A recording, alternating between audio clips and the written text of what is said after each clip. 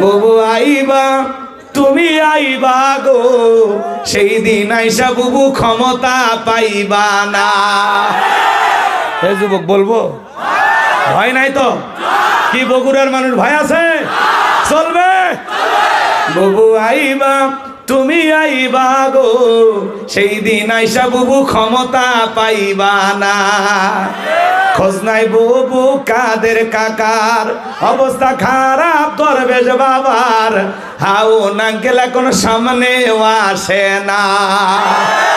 খোঁজ নাই বুবু কাদের কাকার, অবস্থা খারাপ দরবেশ বাবার, হাও না গেলে কোনো সামনেও আসে না। নেতা কর্মী সব জেলের ভিতর, আমি আসি ডরের ওপর, কখন জানি আসে গ্রেপ্তারি পরোয়ানা। বুবু আইবা তুমি আইবা গো, সেই দিন আইসা বুবু ক্ষমতা পাইবা না। ক্ষমতার চেয়ার থেকে নামা সহজ, কিন্তু এই চেয়ারে ওঠা কঠিন। কথা কয় না? কথা রাগ করেছেন মনে হয় আপনারা? সামনের দিকে যাই ভাই। এই জন্য মনে রাখবেন, মুসলমানের রক্ত নিয়ে যারা খেলা করবে এরা কোনোদিন বিজয় লাভ করবে না। আজ হোক কাল হোক তাদেরকে পরাজয় বরণ করাই লাগবে। কথা বলেন ঠিক না আমার ভাইয়েরা? এই জন্য সামনের দিকে যাই। যে কথা বলতে চাচ্ছিলাম, আমার নবী ডেকে বলে বেলাল, কালেমা পড়েছো আপাতত প্রকাশ করা যাবে না। হযরতে বেলাল ডেকে বলে নবী গো, আমার জীবনের কোনো দাম নাই। আমার মনি বোমায়কে বলেছিলাম উর্দুম্বা ছাগল পেশাব পায়খানা করে দেয়, ওই ঘরে থাকতে আমার বড় কষ্ট হয়। এই যে দুই একজন এই গজল শুনে উঠলো কে? এরা কি আওয়ামী লীগ করে নাকি? ওই 12টা পার হয়েছে, এত অস্থির কি আপনারা? দুই একজন ওঠে, কিন্তু যারা রাগ করে উঠবে বুঝবেন ওই ভেজাল আছে। 16 বছরের মায় এখনো কাটেনি। কথা কন কি হয়েছে? আপনি এত অস্থির কে? 1-1.5 ঘন্টা পরে এই মাহফিল আর পাবেন? হ্যাঁ, দোকান পাওয়া যাবে, ঘর আছে, বাড়ি আছে, সব পাবেন। এটা আর পাবেন না। একটু মাঝে মাঝে বাস্তবতা বলা লাগবে, একেবারে ঝিমানি ওয়াজ চলবে না। কথা কয় না গো? মাঝে মাঝে একটু জায়গা তোলা লাগবে। কি চাচা মিয়া ঠিক আছে বা? চাচা কয় চলবি বা, আর কি লাগে আমার? লিল্লাহে তাকবীর। আমার ভাইয়েরা, হযরত বেলাল ডেকে বলে নবী গো, আমার মনে বোমাইকে বলেছিলাম উর্দুম্বা ছাগল পেশাব পায়খানা করে দেয়, ওই ঘরে থাকতে আমার বড় কষ্ট হয়। ওমায় ডেকে বলে বেলাল রে, উর্দুম্বা ছাগলের দাম আমার কাছে আছে, কিন্তু তোর মতো কালো হাফসি বেলালের দাম আমার কাছে নাই। জোরে কন্যা উজুবিল্লাহ। নবী গো, আপনি শুধু আমাকে দোয়া করে দেন, মৃত্যু পর্যন্ত যেন কালেমার পথে টিকে থাকতে পারি। এই কথা বলে হযরত বেলাল চলে আসলেন। পরের দিন সকালবেলা সূর্য উদয় হয়ে গেছে, অনেকটা বেলা হয়ে গেছে। বেলাল দরজা খোলে না। অন্য চাকর যারা আছে নালিশ নিয়ে চলে গেছে ওমায়ের কাছে, যা বলে নেতা এখন পর্যন্ত বেলাল দরজা খোলে নাই, তাই নাকি? বলে হ্যাঁ ঠিক আছে চলো যাই। দরজায় ডাক দেয়, হে বেলাল দরজা খোল। হযরতে বেলাল দরজা খোলে না, জোরে করে ধাক্কা মারছে যখন দরজা খুলে গেছে, তখন এইবার ওমায়ে তাকায় দেখে যেই রাত্রিতে হযরতে বেলাল কালেমা পড়ে মুসলমান হয়েছে, ওই রাত্রিতে একটা উর্দুম্বা ছাগলের কাছে কোনো পেশাব পায়খানা নাই। জোরে কোন মারহাবা। এইবার ওমায় ডেকে বলে, এ চাকরের দল, বেলালের বিরুদ্ধে মিথ্যা অভিযোগ দাও। তোমরা যখন ঘুমাচ্ছিলে বেলাল তখন ময়লা আবর্জনা পরিষ্কার করেছে, তাকায় দেখো না একটা উর্দুম্বা ছাগলের কাছে কোনো পেশাব পায়খানা নাই। যাও নিজেদের কাজ করো। ওদেরকে তাড়িয়ে দেওয়ার পরে এক পা দুপা করে বেলালের কাছে চলে গেলেন। হযরতে বেলাল দেয়ালে পিঠটা লাগাইয়া জিব্বা নাড়ায় জিকিরি করে কার? এবার হযরত বেলালকে পাইয়া হালকা করে ধাক্কা মারছে, যখন জবান দিয়ে কালেমার আওয়াজ বের হয়েছে, তখন এইবার ওমায় ডেকে বলে বেলাল তোর জবান দিয়ে কি শুনলাম? হযরতে বেলাল ডেকে বলে, মুসলমান হয় যারা মিথ্যা কথা বলবে না তারা, ওয়াকুলু কওলান সাদীদা। মুসলমান হবে যারা সত্যবাদী। কথা বলেন, মুসলমান হবে কি? সত্যবাদী। মুসলমান কখনো মিথ্যা কথা বলতে পারে না। মুসলমান হবে সত্যবাদী। আর আমরা কি করি? মিথ্যা বলতে বলতে চেহারা বেঁকা হয়ে গেছে, এক পা কবরে চলে গেছে। ভরা পেটেও মিথ্যা, খালি পেটেও মিথ্যা, ঘুমানোর আগেও মিথ্যা, ঘুম থেকে উঠেও মিথ্যা। এত মিথ্যা কথা বলে শয়তান পর্যন্ত বলে আমি এত খারাপ না। কথা কোন ঠিক না? মুসলমান কখনো মিথ্যাবাদী হতে পারে মুসলমান হবে সত্যবাদী। হযরত বেলাল ডেকে বলে, গতকাল রাত্রিতে নবীজির হাতে হাত রেখে আমি কালেমা পড়ে মুসলমান হয়েছি, তাই নাকি? বলে হ্যাঁ। ঠিক আছে বেলাল, শোন, এখনো সময় আছে, তোরে উট দুম্বা ছাগলের মালিক বানায় দেব, থাকার জন্য ভালো ঘরের ব্যবস্থা করে দেব। বেলাল রে, এখনো সময় আছে। আব্দুল্লাহর বেটা মুহাম্মদ সাল্লাল্লাহু আলাইহি সাল্লামের ধর্ম ত্যাগ করে আবার বাপ দাদার ধর্মে ফিরে আয়। হযরতে বেলাল ডেকে বলে, ও মাইয়া, দুনিয়ার পার্থিব সম্পদের বিনিময়ে বেলাল তার ঈমান বিক্রি করবে না। এই কথা শোনার পরে ওমায় ডেকে বলে, বেলাল রে, আমার কথা না শুনলে বড় নেতা আবু জেলকে খবর দেব। হযরতে বেলাল দিকে বলে, কোনো বড় নেতা ছোট নেতা এখন কাউকে গোনার টাইম নাই। আমি দুনিয়ার কোনো আবু জেলকে ভয় করি না, আমি ভয় করি আমার আল্লাহকে। এইবার ওমায় দৌড়ে চলে গেল আবু জেলের বাড়িতে, যা বলে, নেতার সংবাদ খুব খারাপ। কি হয়েছে? বলে, আমার বাড়ি কি তো দাস বেলাল কালেমা পড়ে মুসলমান হয়েছে, তাই নাকি? বলে হ্যাঁ। ঠিক আছে, যাও, আমি আসতেছি। আবু জেলের একটা বিশেষ বাহিনী ছিল, যাদের কাজই হলো মুসলমানদের উপর নির্যাতন ও জুলুম চালানো। আজও তাম পৃথিবীর দিকে তাকায় দেখবেন, জালেমদের বিশেষ একটা বাহিনী থাকে, যাদের কাজই হলো টুপিওয়ালা, দাড়িওয়ালা, ইমানদার, আল্লাহওয়ালা আলেমদের উপর নির্যাতন ও জুলুম চালানো। ওদের একটা বিশেষ বাহিনী থাকে, টার্গেট করে করে নিয়ে যায়। কথা কয় না গো? ছিল না এরকম? আয়না ঘর, হ্যাঁ, আয়না ঘর আছে। এইরকম যে একটা ঘর আছে পৃথিবীতে আমরা জানতাম না, এরা আমাদের নাম শোনাইলো। কথা বলেন ঠিক কি না? যারা আয়না ঘর বানিয়েছে, একদিন বলা যায় না ওরা সে আয়না ঘরের বাসিন্দা হতে পারে। কথা কন ঠিক কি না? মাজান, দুনিয়ার খেলা দুনিয়াতে একদিন শোধ হবে। ওরা যে অত্যাচার জুলুম করেছে, ওই রকম কিছু না কিছু হলেও তো হবে দুনিয়া। একেবারে শাহী বাদশার মতো তো হবে না, কিছু তো বিপদ ওদের জীবনেও আসে। কথা কয় না গো? ওই যে সিরিয়ার বাদশা দেখলেন না, পালায়ে গেছে, 24 বছর জুলুম করেছিল বাশার আল আসাদ। ও ওইরকম বিমানে চড়ে পালায়ে গেছে। 24 বছর জুলুম করেছিল, 2 যুগ। ওর ওখানেও নাকি ওইরকম আয়না ঘর পাওয়া গেছে। জালেমেরা তো এরকমই, মানে যারাই প্রতিবাদ করে, সকালে প্রতিবাদ করছে, রাতে যায় তুলে নিয়ে যায়, হয় ক্রস ফায়ার, না হয় গুম, না হয় খুন, না হয় আয়না ঘর, কোথাও না কোথাও রেখে দেয়। কথা কোন ঠিক না? রাগ করতেছেন মনে হয় আপনারা। আমার ভাইয়েরা সামনের দিকে যায়। আমি যে কথা বলতে চাচ্ছিলাম, গভীর মনোযোগ দিয়ে কথাগুলো শোনা যান।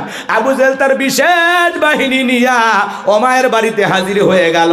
নাইকে বলে, বেলাল এই দিগায়। বেলাল, এসব কি শুনছি, তুমি নাকি মুসলমান হয়েছো? হযরতে বেলাল ডেকে বলে, হ্যাঁ, যা শুনেছেন সত্য, আমি মুসলমান হয়ে গেছি। এইবার আবু জেল ডেকে বলে, বেলাল, তোরে উট দুম্বা ছাগলের মালিক বানায় দেব, থাকার জন্য ভালো ঘর দেব, ব্যবসা বাণিজ্য যদি করতে চাও দিরহাম টাকা পয়সা ঝাল লাগে দেব। বেলাল, তুমি চাইতে দেরি, তোমার চাহিদা পূরণ করতে আমরা দেরি করব না। হযরতে বেলাল ডেকে বলে, আবু জেল রে, দুনিয়ার সব সম্পদ যদি দিতে চাও, দুনিয়ার সব সম্পদ ছাড়তে রাজি, কিন্তু নবীজির কালেমা ছাড়তে রাজি নাই। আল্লাহু আকবার। বেলালের মতো যারা খাঁটি ইমানদার, এদেরকে টাকা দিয়ে কেনা যায় না, কিন্তু মুনাফিক মার্কা মুসলমান যারা টাকার কাছে বিক্রি হয়, তারা টাকা যেই দিকে ওদের ফতুয়া সেই দিকে, টাকার জোরে ওদের ফতুয়া ঘরে, টাকা পাইলে ওরা বাতিলের পাঁচাটা গোলাম হয়। কথা বলেন, কথা বলেন। এরকম আছে না নাই? রাগ করতেছেন আপনারা মনে হয়। আমার ভাইয়েরা, এক প্যাকেট বিরিয়ানি কয় পাইলে কয়, ম্যাডাম আপনি জান্নাতি, ও জান্নাতের ঠিকাদারি নিয়ে বসে আছে। এরকম মুসলমান আমাদের সমাজে আছে না? না, টাকা পাইলে বৈধকে অবৈধ বলে চালিয়ে দেয়, আর অবৈধকে বৈধ বলে চালিয়ে দেয়।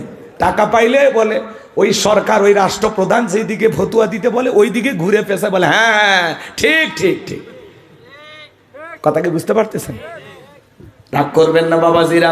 হযরতে বেলাল ডেকে বলে, আবু জেল রে, দুনিয়ার সব সম্পদ যদি দিতে চাও, দুনিয়ার সব সম্পদ ছাড়তে রাজি, নবীজির কালেমা ছাড়তে রাজি নাই। এইবার আবু জেহেল ডেকে বলে, বেলাল এত বড় লোভনীয় প্রস্তাব দিলাম, রাজি হইলা না, সোজা আঙ্গুলে ঘিউ না উঠলে আঙ্গুলে একটু বাঁকা করা লাগবে। এই কথা বলে যুবকদেরকে লিলে দিল, চাবুক দিয়ে পিটাও। হযরতে বেলালকে চাবুক দিয়ে পিটানো শুরু হয়ে গেল। এরা যত জোরে চাবুক মারে বাজান, বেলাল তত জোরে আল্লাহর নামের জিকির করে।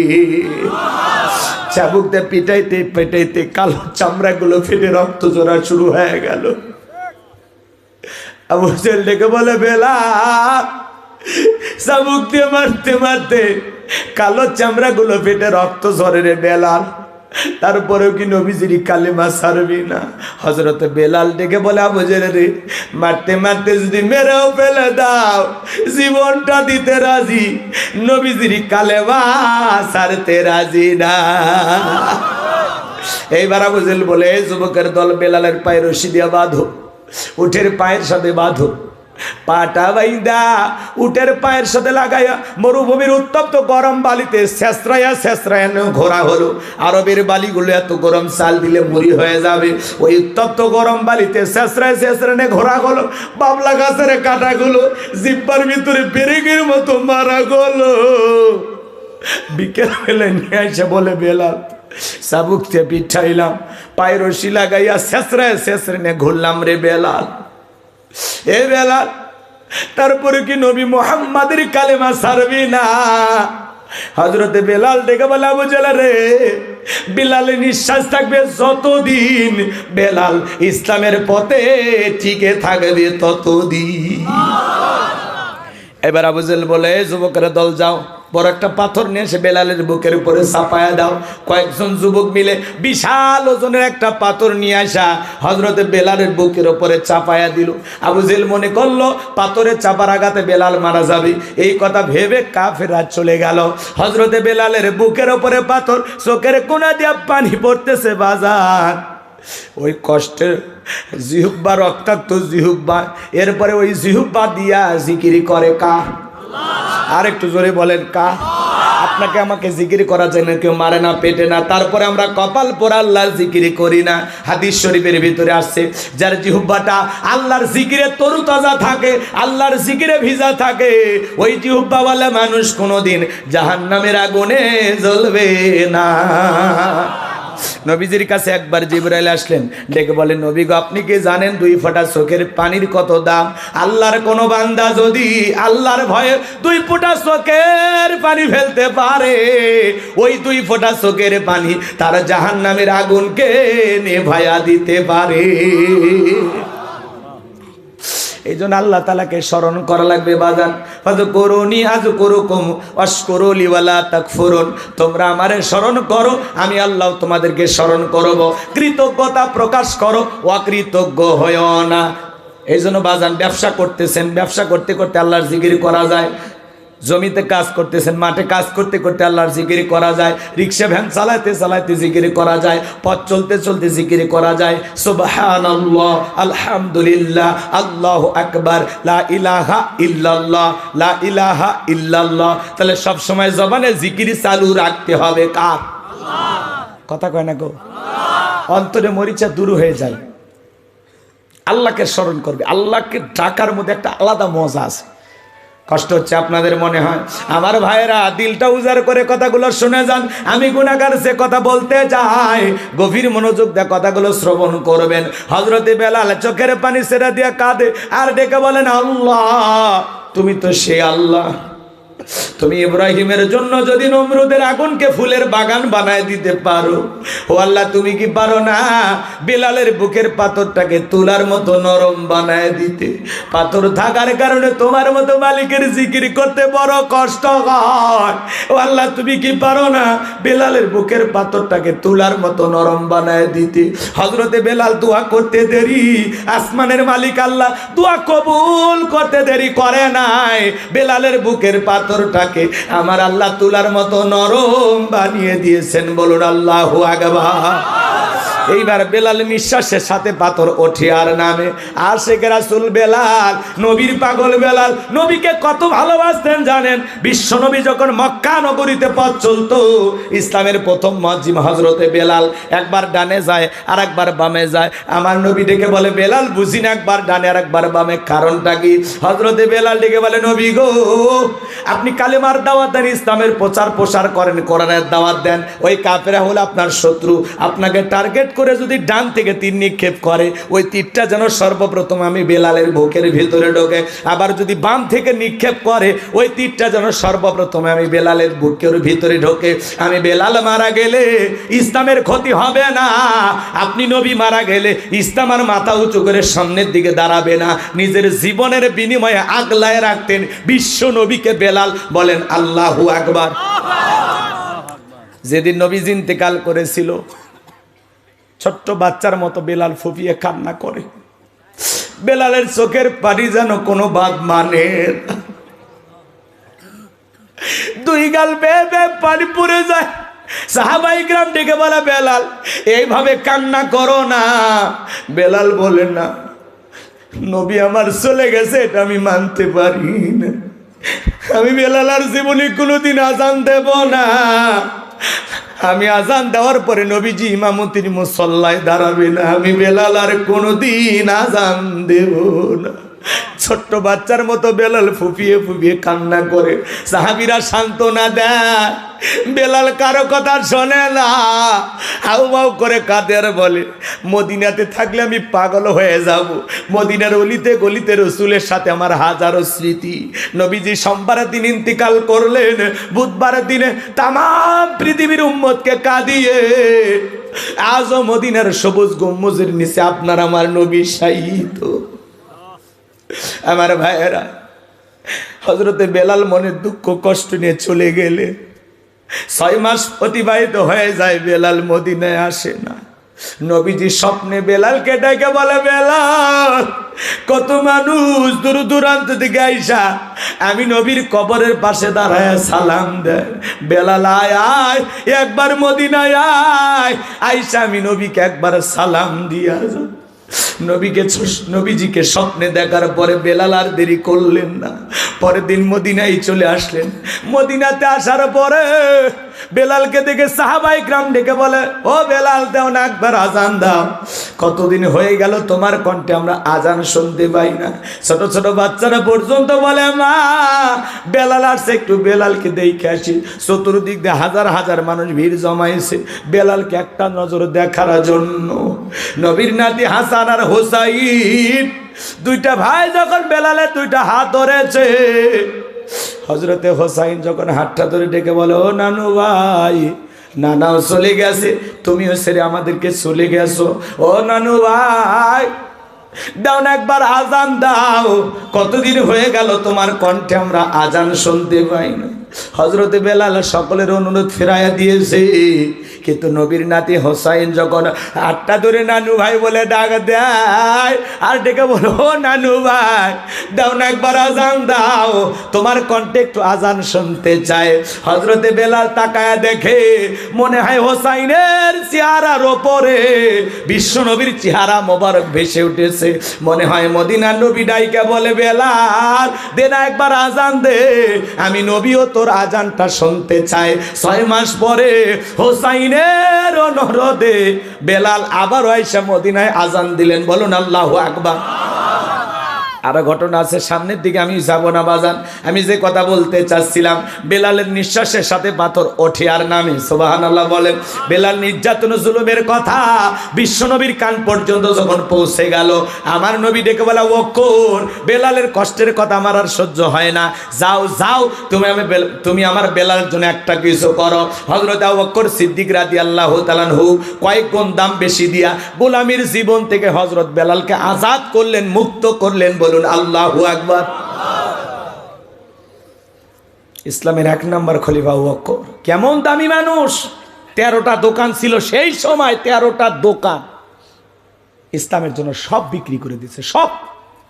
সুবহানাল্লাহ। কি তেগী ছিলেন তারা, কতটা কুরবানি করেছিলেন তারা। আর আমরা 13টা দোকান 26টা বানাবো, কি কন? মসজিদ মাদ্রাসা দিনের জন্য টাকা চাইলে 2 ফোঁটা চোখের পানি দিতে রাজি, ফাও 2টা গল্প শুনাইতে রাজি, টাকা দিতে রাজি না। আপনারা ভালো মানুষ, এরকম অনেকেই আছে, তাদের কথা বলা হচ্ছে। 13টা দোকান সেই সময় ছিল, সব বিক্রি করে দিয়েছে। কার জন্য? ইসলামের জন্য। এই জন্য তো তারা সোনার মানুষ, এই জন্য তো দুনিয়ার থাকতে জান্নাতের সার্টিফিকেট পাইছে। সুবহানাল্লাহ। এমনি এমনি পাওয়া যাবে জান্নাত? মামুর বাড়ির ডাল গেলে এক ডাবু খাইতে দেবে না, কাজ করা লাগবে। চলেন জান্নাতে যাওয়ার রাস্তা আমি দেখে দেবো ইনশাআল্লাহ। কষ্ট হয়? বিরক্ত হচ্ছেন আমার কথা? সম্মানিত ভাইয়েরা আমার, এই যখন ইসলামের অবস্থা, একদিকে সন্তান হারানোর ব্যথা, আপন মানুষদের সমালোচনা। আবু লাহাব কিন্তু আবু জেহেলের চেয়েও খারাপ, কথা কয় না গো? কারণ আবু লাহাবের নামে আল্লাহ সূরা দিয়েছে, আবু জেহেলের নামে কোনো সূরা দেয়নি। খালি আবু লাহাব খারাপ না, আবু লাহাবের সাথে যার বউ থাকতো, ওর বউও খারাপ। ওটা সূরা লাহাবের তাফসীর করলে আপনারা বুঝতে পারতেন। তো ওই দিকে তো আমাদের আলোচনার বিষয় না। তাহলে একদিকে সমালোচনা, সন্তানেরা জন্ম নেয় মারা যায়, আবার সাহাবা ইকরামদের উপর নির্যাতন জুলুম। যারা ইসলাম ধর্ম গ্রহণ করে, ওই আবু জেহেল, উতবা, সাইবা, এরা মিলে সবাই মিলে কি করে? তাদের উপরে নির্যাতন জুলুম করে। সময়ের কথা শোনেন নাই? লজ্জাস্থানে বল্লম দিয়ে আঘাত করে, জনসম্মুখে উলঙ্গ করে, লজ্জাস্থানে বল্লম দিয়ে আঘাত করে দুনিয়ার জমিন থেকে বিদায় করে দিয়েছে। সুমাইয়া জান্নাত দেখতে দেখতে মৃত্যুবরণ করেছেন। সুবহানাল্লাহ। এগুলো তো আমাদের সোনালী ইতিহাস। এখান থেকে আমরা শক্তি পাই, এখান থেকে আমরা সাহস পাই। এগুলো আমাদেরকে প্রেরণা যোগায়, উৎসাহ দেয়, সামনে এগিয়ে যাওয়ার কথা বলে, ঠিক না? আমার ভাইয়েরা, নবীজির যখন মন খারাপ, নবীকে সান্ত্বনা দেওয়ার দায়িত্ব কার? আমার আল্লাহ ডেকে বলে, জিবরাইল, আমার বন্ধুর মা নাই, বাবা নাই, গর্ভে থাকা অবস্থায় আমার বন্ধু বাবারে হারাইছে, 6 বছর বয়সে মারে হারাইছে, আমি ছাড়া আমার বন্ধুর কেউ নাই রে জিবরাইল। এ জিবরাইল, আমার বন্ধুর মনটা হয়েছে ভারী, আমি আল্লাহ সইতে নাকি পারি। লাহু মাহফুজ থেকে সূরা কাউসার নিয়ে যায় আমার বন্ধুর উপরে নাজিল কর তাড়াতাড়ি। আল্লাহু আকবার। আমার নবী ডেকে বলেন, ও আনাস, তোমরা জানো আমার মনটা কেন খারাপ, আমার কষ্ট পাওয়ার কারণ কি? কিন্তু আমার মুস্কি হাসি দেওয়ার কারণ হলো, এই মাত্র আসমান থেকে জিবরাইল এসে আমার উপরে সূরা কাউসার নাজিল করলো। বলুন সুবহানাল্লাহ। নবীজি তখন হাসতে হাসতে সাহাবায়ে কেরামদের সামনে তেলাওয়াত করে শুনিয়ে দিলেন।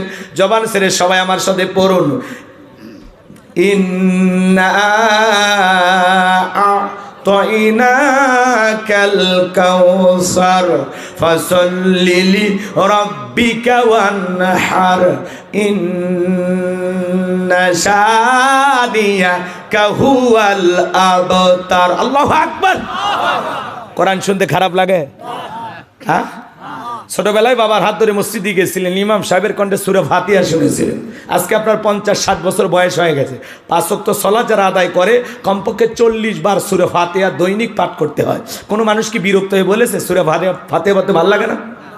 কোন ইমাম কি বলছে, ভাই 25 বছর ইমামতি করেছি, সূরা ফাতিহা দিয়ে শুরু করেছে, আজ থেকে মাগরিবে সূরা ইখলাস দিয়ে পড়বো। হুজুর যদি শুরুতেই বলে কুল হুয়াল্লাহু আহাদ, আপনারা পিছন থেকে কি বলবেন? আল্লাহু আকবার। হুজুর আগে সূরা ফাতিহা পড়েন, এরপরে অন্য সূরা ধরেন। যে হুজুর সূরা ফাতিহা ছাড়া নামাজ পড়াইতে চায়, বিনা বেতনে চাকরি করলেও তার পিছনে নামাজ পড়বো না, কারণ সূরা ফাতিহা ছাড়া নামাজ হবে না। রাগ করছেন? তো কোরআনের ভিতরে আল্লাহ তাআলা একটা আলাদা আকর্ষণ দিয়েছে। কোরআন হলো উম্মতে মুহাম্মাদের জন্য জীবন্ত মুজিজা। সুবহানাল্লাহ। এই কোরআনের ভিতরে আল্লাহ এমন একটা মধু দিয়েছে, কিয়ামত পর্যন্ত এই কোরআন মুসলমানের কাছে কখনো বিরক্ত লাগবে না। কোরআন জোরে পড়লে মজা লাগে, টিনে পড়লে মজা লাগে, মাঝামাঝি সুরে পড়লে মজা লাগে। যার কণ্ঠ যেমন, কোরআন শুনতে তার কণ্ঠ দিয়া তত বেশি মধুর লাগে। মিশরের আব্দুল বাসেত খান, আহারে কারি আব্দুল বাসেত ছিল না? কি কণ্ঠ, কি তিলাওয়াত! কান ধরে যখন ঝুঁকে ঝুঁকে একটু টান দিতেন, মনে হয় কোরআন নাজিল হচ্ছে। সুবহানাল্লাহ। এই যে এখন আমাদের বিশ্ব চ্যাম্পিয়ন হাফিজের যারা বের হচ্ছে তাদের কণ্ঠ, সালেহ আহমেদ তাকরিম, কি কণ্ঠ, দিলটা ভরিয়া যায়। সুবহানাল্লাহ, সুবহান। কোরআন পড়তে হবে মনোযোগ দিয়ে। এই সূরাটা যদি টানিয়ে পড়া হয় মজা আছে না? এক একটা, এদিক খেয়াল করেন, এক একটা আমাদের বাংলাদেশে যে বিভিন্ন বক্তা আলেমদের ওয়াজ শোনে, দেখবেন কিছু কিছু বক্তার তিলাওয়াত এত সুন্দর, দিলটা ভরিয়া যায়। কথা কোন ঠিক কিনা? তো কণ্ঠ যার যেমন, তিলাওয়াতটা শুনতে তত বেশি মধু লাগে। যাকে যেরকম সুর আল্লাহ তাআলা দিয়েছেন, কথা বলে ঠিক কিনা? একটু টেনে টেনে যদি পড়া হয় মজা আছে না নাই? ইন্না আ'তাইনাকাল কাউসার ফাসাল্লি লিরাব্বিকা ওয়ানহার ইন্না শানিয়াকা হুয়াল আবতার। মজা আছে না? মাঝামাঝি সুরে বললে মজা লাগে, জোরে বললে মজা লাগে, যার কণ্ঠ যেমন ভালো। আমরা যারা এদিক খেয়াল করেন, তেলাওয়াত অনেকের সহি নাই, এটা খুবই গুরুত্বপূর্ণ একটা বিষয়। আল্লাহ বলেন আউজিদ আলাইহি ওয়ারাতিলিল কুরআনা তারতিলা, কোরআনকে তারতিলের সহিত স্পষ্ট করে ধীরে ধীরে সহিহ শুদ্ধভাবে তেলাওয়াত করো। কথা বলেন না কেন? সুন্দরভাবে তেলাওয়াত করতে হবে। অনেকে তেলাওয়াত করে নামাজের ভিতরে আলহামদুলিল্লাহ রাব্বিল আলামিন আর রহমানির রহিম। নামাজ ভঙ্গের কারণ আছে 19টি, তার 1 নম্বর কারণ নামাজের ভিতরে অশুদ্ধ তিলাওয়াত করলে নামাজ হবে না। তাহলে সন্তানদেরকে যদি সহি শুদ্ধ তিলাওয়াত শেখাইতে চান, তাহলে মাদ্রাসায় পড়ানো দরকার আছে না নাই? এ জোরে বলেন, দরকার আছে না নাই? তিলাওয়াতের দিক দিয়ে বিশ্ব চ্যাম্পিয়ন হলো মহিলারা। এরা যদি কোরআন টানতে ধরে, বাপ রে বাপ, আলিফ লাম মিম যালিকাল কিতাবু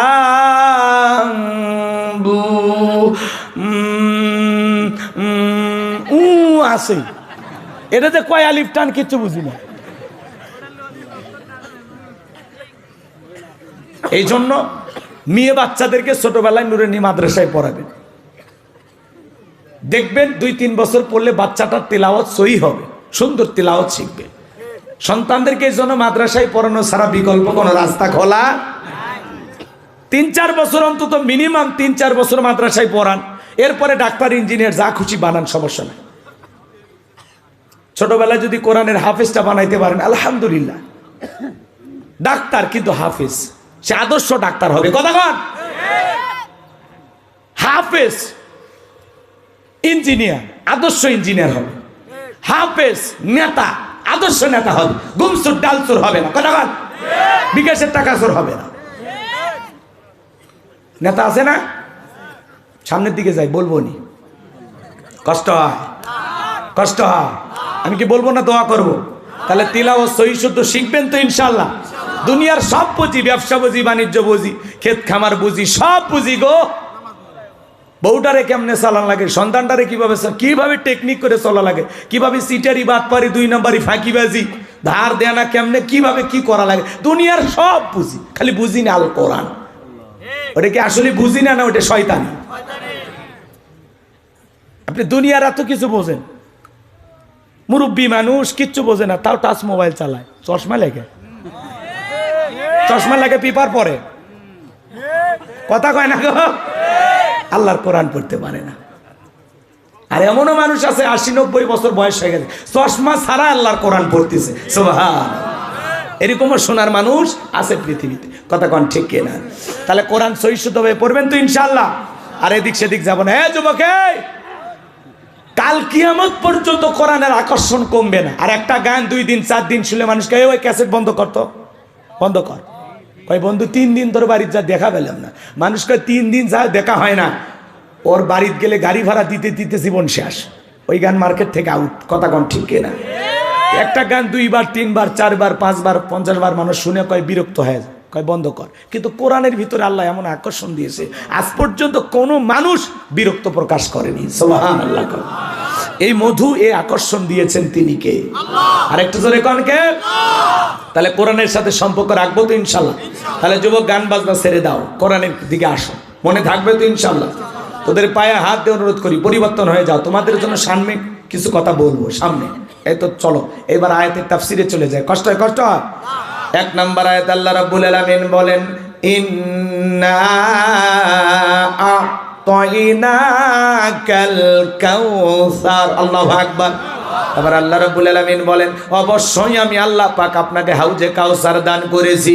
ইন্না আ'তাইনাকাল কাউসার, নিশ্চয় আমি আল্লাহ পাক আপনাকে হাউজে কাউসার দান করেছি। এই হাউজে কাউসারের পানি আল্লাহ পাক পৃথিবীর অন্য কোনো পয়গাম্বরকে দেন নাই। আপনার আমার নবীকে আল্লাহ পাক হাউজে কাউসার গিফট করেছেন, ভালোবেসে দান করেছেন। সুবহানাল্লাহ কোন। এই হাউজে কাউসারের পানি দুধের মতো সাদা, মধুর চাইতে মিষ্টি, পানির চাইতেও ক্লিয়ার। ওই কঠিন কিয়ামতের ময়দানে যেদিন বিচার দিবস কায়েম হয়ে যাবে, বিচার দিবসের একদিন হবে 50,000 বছরের সমান। যেদিন সূর্য সোহাগ মাথার উপরে চলে আসবে, যেদিন জমিন হবে তামার জমিন, বেঈমানদের জিহ্বাটা কুকুরের মতো ঝুলে আসবে নাভি পর্যন্ত। যেদিন পাহাড় পর্বত নদী নালা খাল বিল কোনো কিছু থাকবে না, বিল্ডিং ইমারত পৃথিবীর এই আলিশান বাড়িগুলো কোনো কিছু থাকবে না। কুল্লু মান আলাইহা ফান, পৃথিবীর সব কিছু আল্লাহ তাআলা ধ্বংস করে দেবেন। ওই কঠিন কিয়ামতের ময়দানে যেদিন বিচার দিবস কায়েম হয়ে যাবে বাজার, সেদিন মা তার সন্তানের পরিচয় দেবে না, স্বামী স্ত্রীর পরিচয় দেবে না, ভাই ভাইয়ের পরিচয় দেবে না। ওই কঠিন কিয়ামতের ময়দানে আল্লাহর আরশের নিচে আল্লাহ তাআলা শাস্তির মানুষকে ছায়া দিবেন। শাস্তির মানুষ যারা আশ্রয় পাবে তারা আল্লাহ, এদিক খেয়াল করেন, আল্লাহর আরশের নিচে বৈশা কিয়ামতের ফাইনাল খেলা তারা উপভোগ করবে। আল্লাহর আরশের নিচে 7 শ্রেণীর মানুষকে আল্লাহ ছায়া দিবেন। এটা কিয়ামতের ময়দানে তৈরি করা আল্লাহর ভিআইপি গ্যালারি। সুবহানাল্লাহ কোন। যে কোনো মানুষকে ওই জায়গায় জায়গা দেবেন আল্লাহ, 7 শ্রেণীর মানুষকে দেবেন। কিয়ামতের ময়দানে, হাসরের ময়দানে মানুষ খালি পানি পানি বলে চিৎকার মারবেন। আমার আপনার নবী হাউজে কাউসারের পেয়ালা নিয়ে দাঁড়িয়ে থাকবেন। মানুষ দলে দলে নবীজির কাছে যাবেন হাউজে কাউসারের পানি পান করার জন্য। আমার ভাইয়েরা, কিছু মানুষের সামনে আল্লাহ তাআলা পর্দার আবরণ তৈরি করে দেবেন। আমার আল্লাহ যখন পর্দার আবরণ আমার আল্লাহ যখন তৈরি করে দিবেন, আমার নবী তখন ডেকে বলবেন আল্লাহ, সংখ্যায় আমি আমার অনেক উম্মতকে দেখতে পাইলাম, কেন জানি সংখ্যাটা কমে গেল, বুঝতে পারলাম না। আমার নবী তখন, আমার আল্লাহ তখন ডেকে বলবেন বন্ধু, পাইকারি দরে আপনি তো সবাইকে হাউজে কাউসারের পানি পান করাইতে পারবেন না। দুনিয়ার জীবনে 2টা অপরাধ করেছিল যারা, হাউজে কাউসারের পানি আজকে পাবে না তারা। কয়টা অপরাধ? জোরে বলেন কয়টা? জানার দরকার নাই? ওই 2টা অপরাধ আপনার আমার ভিতরেও থাকতে পারে। কথা ঠিক না? পরিবর্তন হয়ে যাব, শুনে পরিবর্তন হয়ে যাব ইনশা। তাহলে 2টা অপরাধ কি বলবো? বলবো একটু মনোযোগ দিয়ে শোনেন ভাইয়েরা আমার। নবীজি হাউজে কাউসারে পেয়ালা নিয়ে দাঁড়িয়ে আছেন, চিন্তা করা যায় হযরত আবু বকর পেয়ালাগুলো ভরায় দেবেন, মাঝখানে দাঁড়িয়ে থাকবেন হযরত ওমর। হযরত ওমর আবু বকরের হাত থেকে নিয়ে নবীজির হাতে দিবেন। আর নবীজি হাউজে কাউসারের পেয়ালা তার আদরের উম্মতদেরকে খুঁজে খুঁজে হাউজে কাউসারের পানি পান করাবেন। বলুন সুবহানাল্লাহ। নবীজির হাতে 1 পেয়ালা হাউজে কাউসারের পানি পান করলে জান্নাতে ঢোকা পর্যন্ত তার আর তৃষ্ণা লাগবে না। নবীজির হাতে কঠিন কিয়ামতের ময়দানে হাউজে কাউসারের পানি কারা কারা পান করতে চান? 2 হাত তুলে আল্লাহকে দেখান, দেখান, দেখান। আল্লাহ তাআলা দেখতেছেন আসমান থেকে, দেখে না? আমার আল্লাহ দেখে কি না? দেখে না? কেউ যেটা দেখে না দেখে কে? কেউ যেটা শোনে না শোনে কে? কেউ যেটা দেয় না দেয় কে? তাহলে চাইতে হবে কার কাছে? আল্লাহ পাক আমাদের সবাইকে কঠিন কিয়ামতের ময়দানে নবীজির হাতে হাউজে কাউসারের পানি পান করা তৌফিক দান করুন। জোরে বলুন আমিন। আর একটু জোরে বলুন আমিন। আরো একবার বলুন আমিন। হাত নামান। হাউজে কাউসারের পানি চাইলেন আর পাইলেন, অত সহজ। আমি আপনাদের এলাকায় আসলাম, একটা ছেলের হাতে কিছু চকলেট দিলাম, দিয়ে বললাম ভাতিজা একটা বদনা পানি আনো, আমি একটু মুসাফির রুজু বানাবো। ওই ছেলেটা চকলেট পাইয়া বদনা নিয়ে মারছে দৌড়, মাঝখানে আসার খেয়ে পুড়ে গেছে। মানুষ বেশি খুশি হলে তাল ঠিক থাকে না। কথা কয় না গো? তা করেন ওই পড়ে যা হাঁটু ছিলে গেছে, রক্ত বের হয়েছে, ব্যথাও পাইছে, কিন্তু চকলেট থাকার কারণে উঠে দাঁড়াইয়া বদনা ভরিয়া পানি নিয়ে আমার সামনে আছে। আমি তখন বললাম বাবা এই পানিটা আনতে গিয়ে তোমার কষ্ট হয়েছে, মাঝপথে আসার খাইছো, ব্যথা পাইছো, রক্ত বের হয়েছে, হাঁটু ছিলছে মনে হয়। তখন ওই চকলেটের খুশির কারণে বলতেছে এরকম কত আমি পড়ে যাই, আমার কিছুই হয় না। এই খুশিটা কিসের কারণে? চকলেটের কারণে। কথা কোন ঠিক কিনা?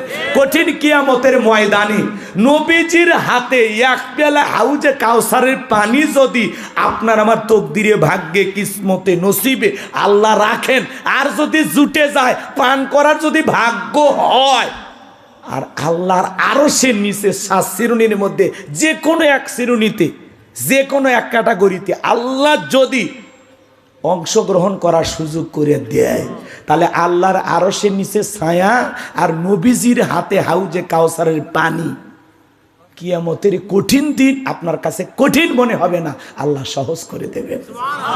একটু জোরে কর না সুবহানাল্লাহ। আর নবীজির হাতে হাউজে কাউসারের পানি পান করলে জান্নাতে ঢোকা পর্যন্ত আর তৃষ্ণাই লাগবে না। সুবহানাল্লাহ। তাহলে সে হাউজে কাউসারের পানি চাইলেন আর পাইলেন, কষ্ট করা লাগবে না? ঠান্ডা পানিতে উজু বানায় নামাজ পড়া লাগবে। কথা কোন ঠিক কিনা? কি সেই কাজগুলো আমি কি বলবো?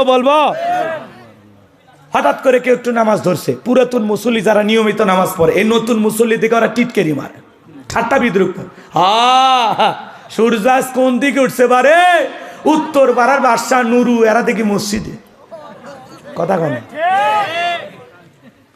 দেখি তো তোর নামাজ, হ্যাঁ 2 দিন পরে আবার হারিয়ে যাবি না তো? হ্যাঁ। আচ্ছা মুরব্বী, এই কথাগুলো বলা কি ঠিক? এগুলো বলা কি ঠিক না? যারা পুরাতন মুসল্লি আছেন শুনে যান, আপনি তো দাওয়াত দিয়ে 5 জনকে মসজিদে আনতে পারেন না। তাহলে একটা লোক হঠাৎ করে নামাজ ধরতেছে, পরিবর্তন হইতে চায়, আল্লাহ হেদায়েত দান করছে, আপনি পারলে তার জন্য দোয়া করেন যে ভাই তুমি মসজিদে আসছো দেখে দিলটা ভরে গেছে, বিশ্বাস করো আমি খুব খুশি হয়েছি। এই কথা বলে বুকে টানেন, আদর করেন, মোহাব্বত করেন, আর বলেন আল্লাহর কাছে যে ভাই আমি আল্লাহর কাছে তোমার জন্য দোয়া করি, মৃত্যু পর্যন্ত মসজিদে এসে জামাতের সহিত 5 ওয়াক্ত নামাজ আল্লাহ যেন তোমাকে পড়ার তৌফিক দান করেন। জোরে বলেন আমিন। আপনি দোয়া করবেন, তা না করে কি কয়, দেখি 2 দিন পর নামাজ ছেড়ে দিবি না তো, আমি খেয়াল রাখবো তোর প্রতি। ও মানে মসজিদে সিসি ক্যামেরা, কে আসে কে যায় খবর নেই। কথা কয় না গো? ভালো হয়ে যান মুরব্বী।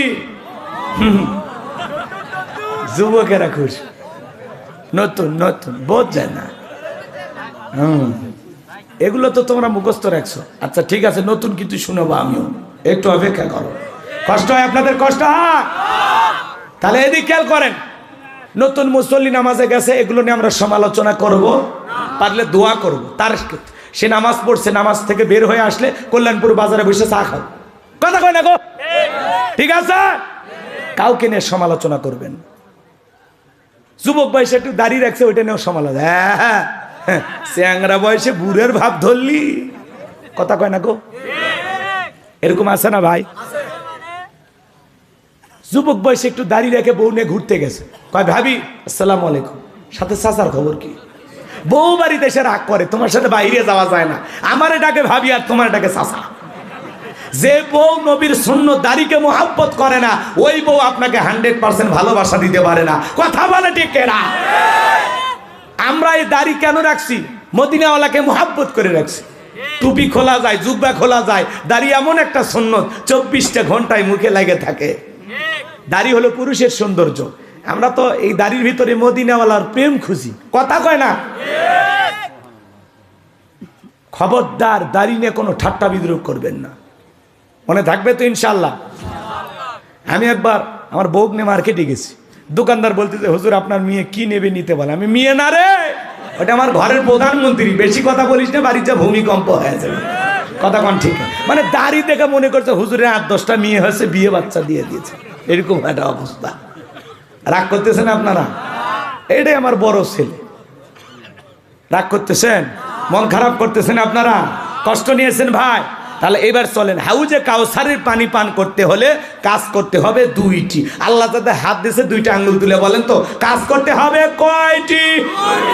আরো জোরে, জোরে হলো না, হাত নামান। হাউজে কাউসারের পানি যারা পেতে চান 2টা কাজ। আল্লাহ রাব্বুল আলামিন বলেন 2 নাম্বার আয়াত, ফাসল্লিলি রাব্বিকা ওয়ানহার। বলেন ফাসল্লিলি রাব্বিকা ওয়ানহার। বলেন ফাসল্লিলি রাব্বিকা ওয়ানহার। 1 নাম্বার হলো রবের উদ্দেশ্যে সালাত আদায় করা লাগবে। ফাসল্লিলি রাব্বিকা, রবের উদ্দেশ্যে সালাত। নামাজ হবে একমাত্র কার জন্য? আরেকটু জোরে বলেন, কার জন্য? কুল ইন্না সালাতি ওয়া নুসুকি ওয়া মাহইয়ায়া ওয়া মামাতি লিল্লাহি রাব্বিল আলামিন।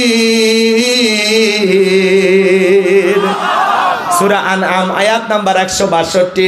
আল্লাহ রাব্বুল আলামিন ডেকে বলেন, নবীজি আপনি বলুন, আমার নামাজ, আমার কুরবানি, আমার জীবন, আমার মরণ লিল্লাহি রাব্বিল আলামিন, আসমান জমিনের প্রতিপালকের জন্য।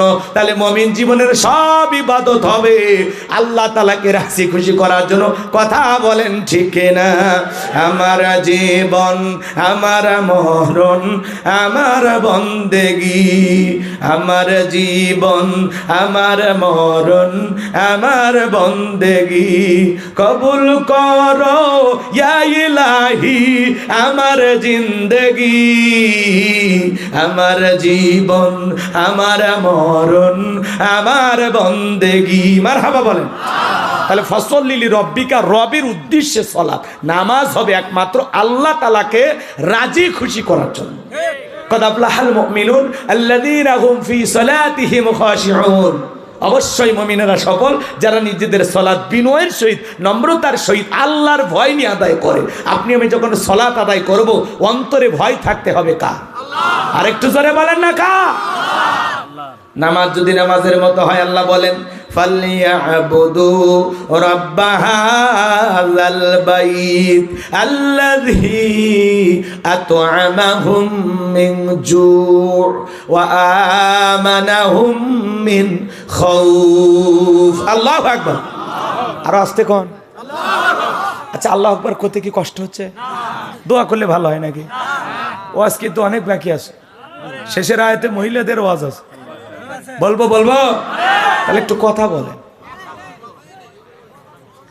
ফালিয়াবুদু রাব্বা হাযাল বাইত আল্লাযী আত'আমাহুম মিন জু' ওয়া আমানাহুম মিন খাউফ। আমার আল্লাহ রাব্বুল আলামিন বলেন, এই ঘরের মালিকের ইবাদত করো। ইবাদত যদি ইবাদতের মতো হয়, বান্দা 5 ওয়াক্ত সালাতে মাথা নত করে আমি আল্লাহকে সিজদা দিতে পারো, নামাজ যদি নামাজের মতো আদায় করতে পারো, আমার যে বান্দা 5 ওয়াক্ত সালাতে মাথা নত করে আমি আল্লাহকে সিজদা দিতে পারবে, আমি আল্লাহ ওই বান্দাকে 2টা জিনিস দেব।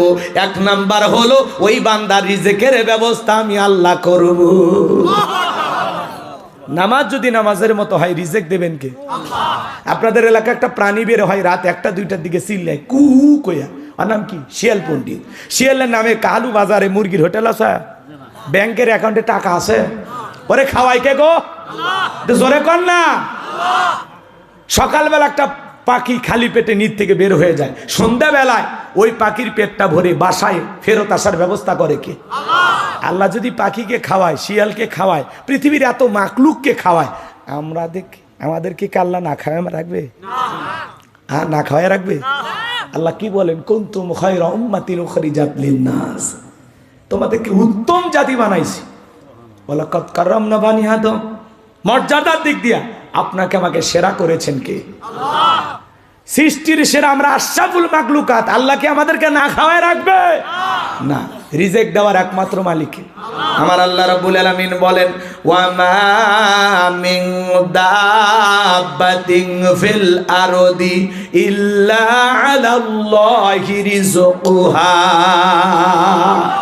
সূরা হুদের ভিতরে আল্লাহ পাক জানিয়ে দিলেন, এই পৃথিবীতে এমন কোন বিচরণশীল প্রাণী নাই যার রিজিকের ব্যবস্থা আমি আল্লাহ আসমান থেকে করি না। ওই আটলান্টিক মহাসমুদ্রের 33,000 ফিট গভীর অতল পানি নিচে থাকা ছোট্ট একটা প্রাণী, তার রিজিকের ব্যবস্থাও আমি আল্লাহ আসমান থেকে করি। বলুন সুবহানাল্লাহ। তাহলে রিজিক দেবেন কে? আল্লাহ বলে, বান্দা নামাজ যদি নামাজের মতো আদায় করতে পারো, ইবাদত যদি ইবাদতের মতো হয়, 1 নাম্বার আমি আল্লাহ তোমাদের জন্য রিজিকের ব্যবস্থা করে দেব। আর 2 নাম্বার হলো সকল ভয় থেকে আমি আল্লাহ নিরাপত্তা দিব। ভয় আছে না নাই? আপনি বিকাশের দোকানদার, 2 লাখ টাকা নিয়ে কাহালু বাজার থেকে আসবেন কল্যাণপুর, মনে মনে ভাবতেছেন আল্লাহ রাত এখন 2টা বাজে, টাকা নিয়ে বাড়ি পর্যন্ত যাইতে পারবো নাকি ছিনতাইকারী ডাকাতের কবলে পড়ে টাকা যান 2টা হারাবো? ভয় আছে না নাই? প্রতিদিন ছিনতাই হচ্ছে, ডাকাতি হচ্ছে, চুরি হচ্ছে, দুর্নীতি হচ্ছে, কথা কয় না? আপনাদের এলাকায় হয় না? তাহলে এই সমাজের চুরি, দুর্নীতি, টেন্ডারবাজি, সাদাবাজি যদি বন্ধ করতে চান, এই সমাজে লাগবে কার আইন? আর একটু জোরে কন। বিরক্ত হয়েছেন আমার কথায়? তাহলে ভাইরা আমার, এই সমাজে আল্লাহর আইন চালু হোক, এটা আপনারা সবাই চান? বিরক্ত হচ্ছেন না তো? তাহলে এদিকে খেয়াল করেন, এই সমাজে প্রতিদিন আপনারা ছিনতাইয়ের ঘটনা শুনতে পাচ্ছেন। প্রতিদিন চুরি হচ্ছে, ছিনতাই হচ্ছে, বিভিন্ন পরিচয় দিয়া এক শ্রেণীর মানুষ এই দেশে ছিনতাইয়ের কাজে ব্যস্ত। আপনাদের এলাকায় এই ধরনের ঘটনা ঘটেনি? এই দেশে যদি চুরি বন্ধ করতে চান, ছিনতাই বন্ধ করতে চান, আপনার আমার মনের মধ্যে ভয়, মেয়েটা কলেজে গেল একা একা ফিরবে নাকি জামাই সাথী নিয়ে ফিরবে, ভয় আছে না? না। মেয়েটা স্কুলে গেল ভালোভাবে ফিরবে নাকি কারো লালসার শিকার হবে, ভয় আছে না? না। তাহলে চুরির ভয়, দুর্নীতির ভয়, জান হারানোর ভয়, মাল হারানোর ভয়, মেয়ে সন্তান ছেলে সন্তান হারানোর ভয়, এই যে ভয় ভীতি নিয়ে আমরা সমাজে বসবাস করতেছি, আল্লাহ তাআলা বলতেছেন এই জমিনে যদি আল্লাহর আইন চালু হয়, কোনো চুরি থাকবে না, দুর্নীতি থাকবে না, কোনো ভয় থাকবে না। তাহলে জমিন যার, আইন চালাইতেও হবে তার, কথা কোন ঠিক কিনা? আলা লাহুল খলক ওয়াল আম, সৃষ্টি যার, আইন চলবে সে আল্লাহ, কথা কোন ঠিক কিনা? এই সমাজে চুরি দুর্নীতি লন্ডন আমেরিকার আইন দিয়ে বন্ধ হবে না। চুরি দুর্নীতি টেন্ডারবাজি চাঁদাবাজি খুন ধর্ষণ এগুলো যদি বন্ধ করতে চান, এই সমাজ থেকে এগুলো যদি দূরে রাখতে চান, তাহলে আল্লাহর আইন দিয়ে চোরের বিচার করবেন।